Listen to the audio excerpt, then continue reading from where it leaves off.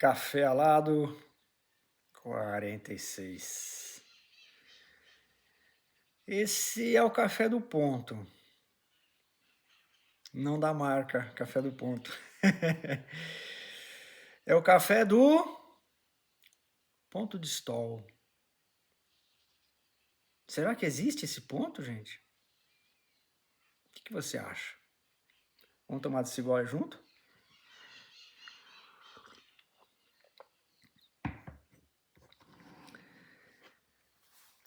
A gente ouve bastante essa expressão.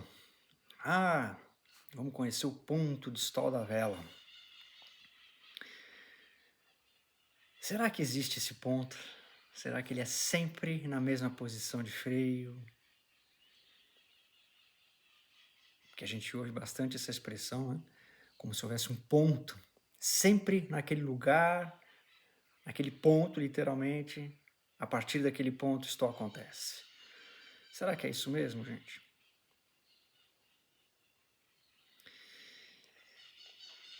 Vamos pegar o exemplo de um carro, de um automóvel. Quando você aciona o pedal de freio do carro, vamos dizer que não tenha sistema de ABS, é um carro mais antigo, sem sistema ABS.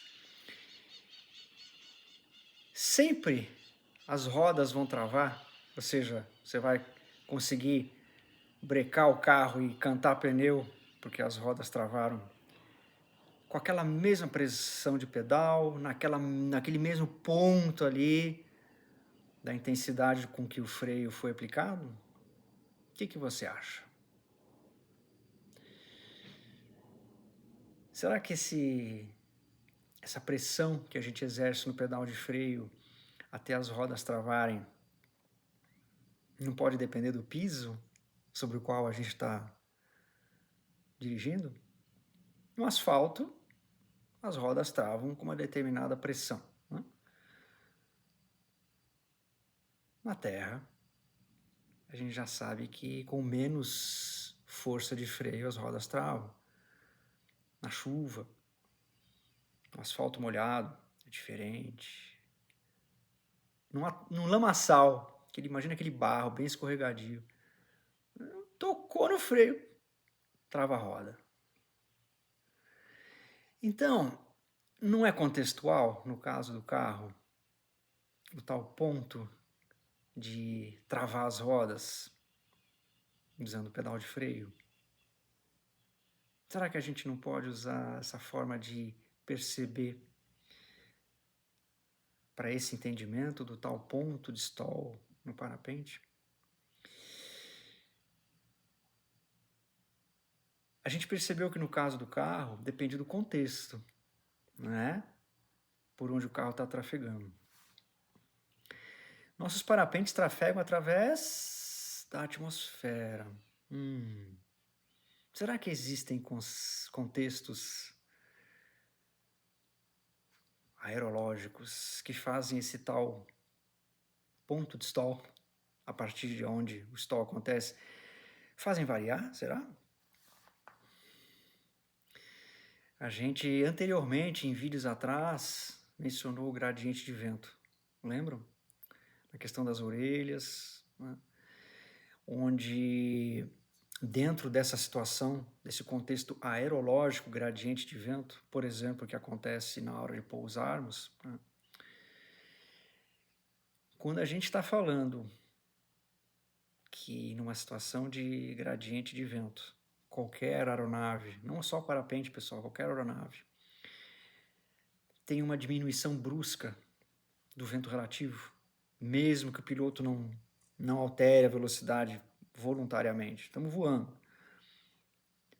Você já percebeu, os mais antigos perceberam, você está voando, tem um vento relativo. Quando você vai, eventualmente, voar numa situação que tem gradientes de vento, mesmo sem tocar nos freios, vocês já perceberam que o tal vento relativo, de repente, diminui bruscamente ou cala? A audição testemunha essa variação do vento relativo quando a gente atravessa gradientes de vento. Seja para menos, seja para mais. Às vezes você está voando e Dá um ventão de vez em quando, né? São gradientes de vento. Em função de térmicas, rotores, gradientes horizontais, tem vários tipos de formas do teu vento relativo enquanto você voa aumentar ou diminuir. De acordo com isso, pessoal, a gente já começa a colocar em xeque, por exemplo, o conceito de ponto de stall. A gente poderia considerar o tal ponto de stall sempre no mesmo lugar em condições laboratoriais. O que seriam condições laboratoriais? Vela na cabeça, sem qualquer pêndulo, ar absolutamente laminar, e aí sim eu poderia ir freando, até... ok, estourou. Nesse contexto, eu poderia considerar que existe um ponto de stall que, se eu repetir várias vezes isso, num ar liso, sem pêndulos, vai ser ali o ponto. Numa situação de gradiente de vento, pessoal, o ponto de stall, por exemplo, no caso de um gradiente de vento onde o vento relativo diminui, estou voando, diminui o vento relativo. Será que o ponto de stall que você conhecia, que você testou lá naquelas condições laboratoriais perfeitas, será que é só ali naquele ponto onde o parapente vai estolar? Ou num gradiente de vento o stall vai acontecer mais em cima? Você já desconfia qual é a resposta, né? Gente, às vezes, com aparentemente pouco freio, o parapente chega no ponto de stall, por exemplo, numa situação de gradiente de vento. Querem perceber outro contexto? Estamos voando. Aconteceu um pêndulo de recuo, o parapente foi lá para trás. Nesse contexto, pendular de recuo, aquele ponto de stall que a gente achava que conhecia, né? Com a vela bonitinha na cabeça, sem pêndulo, ar laminar. Será que esse freio, no ponto de stall, vai permanecer com o mesmo curso? Ou será que num pêndulo de recuo, com aparentemente pouco freio, o stall também não pode acontecer? Estão percebendo, gente? Se a gente for trazer um olhar para essa expressão ponto de stall, levando em consideração que a gente tem pêndulos, que a gente tem gradientes de vento, turbulências de todas as espécies, fica difícil, né? A gente considerar que o stall vai acontecer sempre no mesmo ponto, onde a gente eventualmente pesquisou algumas vezes. Ah, é mais ou menos aqui que o freio estola, mais ou menos aqui que o freio estola. Ok, vale só, sem pêndulo e ar laminar. Colocou a situação pendular, colocou qualquer turbulência, a gente acabou de perceber que o tal ponto de stall vai para as cucuias, gente, não existe ponto de stall, né?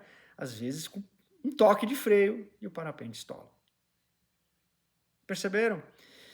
Aqui nesse gole de café do ponto, que não é café do ponto, a gente truca essa expressão ponto de stall como sendo um ponto imutável, que é só a partir daquela medida de freio que você acha que você já explorou e pesquisou, você acha que é só a partir daquele ponto onde o stall vai acontecer. É outra expressão perigosa, pessoal, que existe por aí, né, no meio do voo livre, e vira um mal-entendido e tem acidentes acontecendo por pilotos que acham que não, agora não vai estolar, eu posso usar o freio, enquanto não chegar no ponto de estola, não estola. Estola sim. Por exemplo, situação de gradiente ou pêndulo de recuo. Estão percebendo, gente? É um gole de café para a gente prestar atenção, acordar, tomar cuidado. Ponto de stall. A gente pode trucar essa expressão. Percebem? Truco ao ponto de stall.